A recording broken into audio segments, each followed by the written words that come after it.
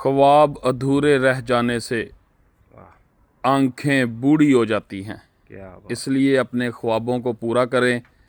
आप मेरे साथ आएँ। बिल्कुल साहब जी मेरे साथ आएँ। मैं आपको मुर्गियाँ दिखाता हूँ, वाह सेब दिखाता हूँ, टमाटर दिखाता हूँ, गुड। सब्जियों का बागात, ठीक है, पूरा एक जो गांव वाला माहौल होता है वो बनाया हुआ है। आए मेरे साथ।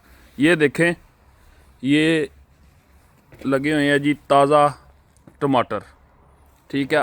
अगर आप थोड़ा सा आगे आए मेरे साथ तो मैं आपको दिखाता हूँ कि ये टमाटर लगे हुए हैं छोटी किस्म के, इसको कहते हैं छोटी किस्म के टमाटर। और आगे आए तो ये देखें सेब। अब वैसे ही वाव निकालें, वो अच्छा लग रहा था। हाँ, ये देखें सेब, ये देखें इस तरह के सेब अपने अगर गार्डन में लगे हों तो और क्या चाहिए। ये देखें सेबों की बेल। अगर मैं आपको मुर्गियाँ दिखा दूं फिर, वाह क्या बात है। वाह, ये देखें जी, ये मुर्गियाँ हैं 3। ये तो अपने ख्वाब पूरे करें और ज़िंदगी की चस लें।